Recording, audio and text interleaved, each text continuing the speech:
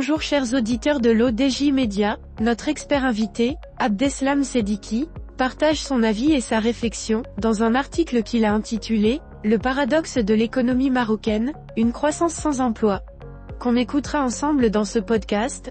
Notre économiste ouvre son propos par ces mots. Un paradoxe que les économistes ont du mal à résoudre, une croissance économique sans emploi. Tel est le constat qui se dégage à la lumière de la dernière publication du HCP portant sur la situation du marché du travail au troisième trimestre 2023. Alors que la croissance prévue pour l'année en cours se situerait autour de 3,4%, seul le secteur industriel, y compris l'artisanat, a créé 14 000 emplois. Notre politicien commence par expliquer au début de son article. Pour les autres secteurs, ils en ont perdu en milliers. Il en résulte une explosion du taux de chômage qui a atteint un niveau record au cours de la dernière décennie avec un taux de 13,5% au niveau national, contre 11,4% une année auparavant, et de 17% au milieu urbain, contre 15% au troisième trimestre 2022. Au niveau de la jeunesse, ce taux frôle les 40%. Pour les diplômés et les femmes, le chômage touche une personne sur 5. Il y a de quoi s'inquiéter. Le gouvernement qui s'enorgueillit de ses résultats et de ses programmes de lutte contre le chômage nous doit des explications et nous dire la vérité sur la situation réelle du pays, et non celle qu'il s'imagine. Détail, l'économie marocaine a perdu entre les troisièmes trimestres 2022 et 2023 près de 300 000 emplois, 297 000 exactement, soit une perte de 269 000 postes en milieu rural et 29 000 postes en milieu urbain. Par type d'emploi, 231 000 emplois non rémunérés ont été perdus, résultat d'une perte de 190 000 en milieu rural et de 41 000 en milieu urbain. L'emploi rémunéré a enregistré de son côté une baisse de 66 000 postes, conséquence d'une création de 13 000 emplois en zone urbaine et d'une baisse de 79 000 en zone rurale. C'est le secteur primaire, agriculture et pêche, qui a perdu le plus d'emplois. Si un tel phénomène pourrait s'expliquer par la succession de 2 années de sécheresse, il traduirait en même temps le peu d'efficacité des programmes mis en œuvre pour lutter contre les effets de la sécheresse dont le volet relatif à la sauvegarde des emplois et l'impact limité des politiques publiques de l'emploi comme ORH, IDMAGE. Ces 2 programmes à eux seuls devraient créer pas moins de 200 000 emplois. Ce qui n'apparaît pas dans les statistiques publiées par le HCP. Sur ce point également, il y a nécessité de clarification. Ce qui apparaît, par contre, c'est une augmentation du nombre de chômeurs de 18% entre le troisième trimestre de l'année 2022 et celui de 2023, soit 248 000 personnes, portant le nombre de chômeurs à 1 625 000 personnes.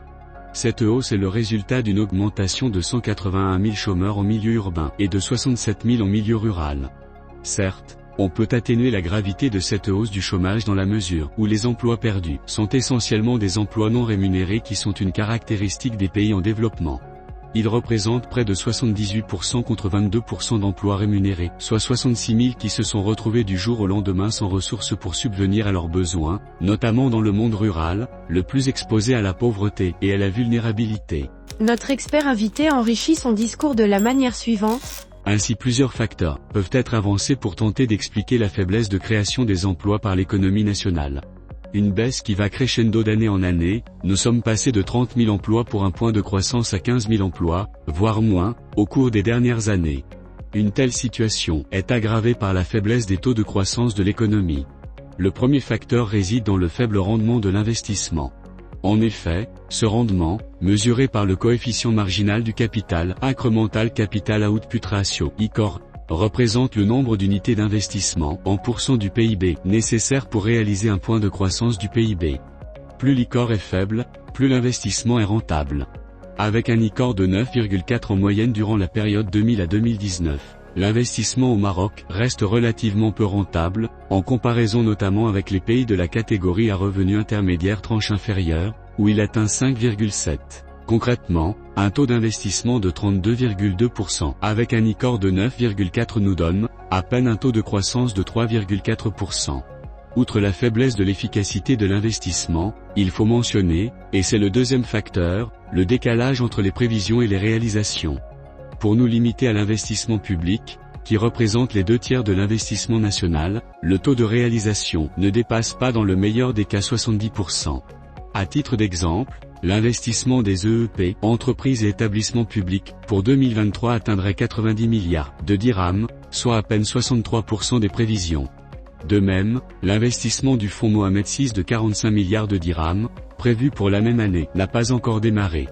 Ce qui ramènerait l'investissement public prévu cette année 2023 de 300 milliards de dirhams, à une somme beaucoup moindre se situant autour de 200 milliards de dirhams. Bien sûr, on aurait aimé que le HCP nous donne des explications sur ces mouvements erratiques du marché du travail, y compris sur le phénomène de baisse continue des taux d'activité et d'emploi. Il se limite à nous présenter des chiffres bruts, ce qui est loin d'être négligeable, laissant le soin à tout un chacun de donner son explication et son interprétation des chiffres.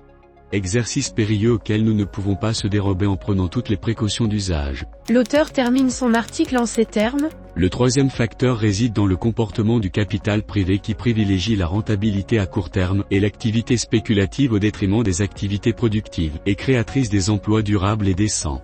Ainsi, malgré tous les encouragements accordés aux pailles, plans d'accélération industrielle et aux métiers d'avenir, la part de l'industrie de transformation dans le PIB est restée la même depuis 2015, soit 15%.